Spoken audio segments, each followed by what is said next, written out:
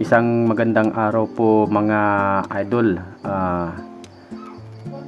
Ito naman po tayo muli sa panibagong content or panibagong vlog natin mga idol. Sa katunayan mga idol is wag po sana mabibigla ang aking mga masusugid na mga subscriber.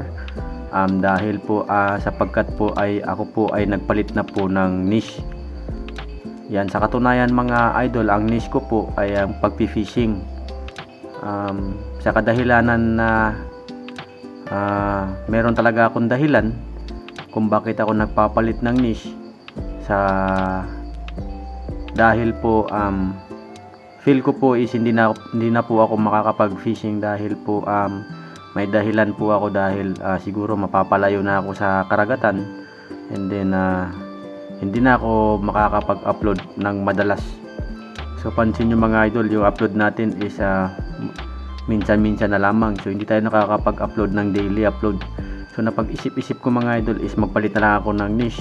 So sa mga subscriber ko, shout out sa inyong lahat at sana po ay hindi po kayo magbago. At ito po, ang niche ko po ngayon ay ang pagtuturo, educational purpose video po mga idol. Mas maganda rin tong niche dahil nakakatulong tayo sa mga kababayan natin na gusto matuto. Tulad ko, minsan skill ko rin tong measurement, gusto ko rin i-share mga idol. So magsisimula ako sa araw na to.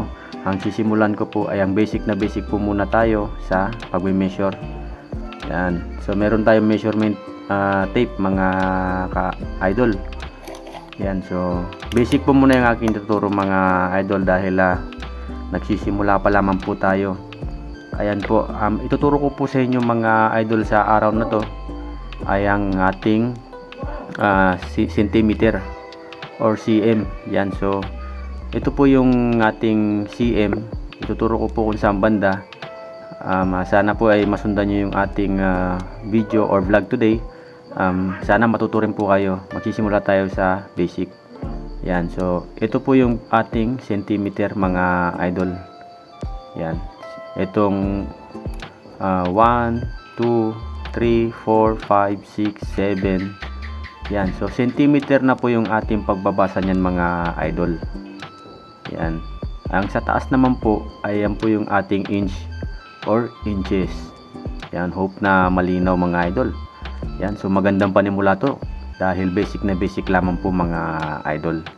At ang ating millimeter, dito naman din po natin makikita sa pinaka baba mga idol. Yan, itong maliliit na guhit sa pinaka baba mga idol, ayan po yung ating tinatawag na millimeter or in short ay mm po mga idol. Yan, so malinaw na malinaw mga idol. Ito ay basic na basic lamang po mga idol. So saka na tayo dumako sa medyo pahirap dahil po mas maganda po yun magsisimula po tayo sa basic dahil po hanggang dulo ay pwede natin abangan yung mga susunod nating upload. So ulitin ko mga idol, ang centimeter po natin ay dito po natin matatagpuan sa bandang gitna na numero. Yan, 1 cm, 2 cm, 3 cm, 4 cm. Yan, nasa taas naman din ulit yung ating inches. Ang millimeter naman din po natin ay narito po sa ibaba.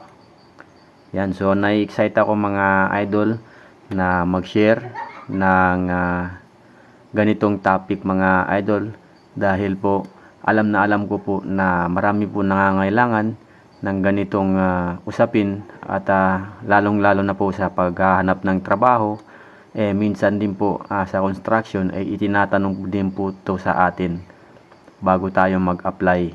Yan, so ito'y basic na basic lamang po mga idol. Sa mga marunong dyan ay pwede nyo na rin po skip yung ating video dahil po para lamang po to sa mga taong gusto lamang po matuto.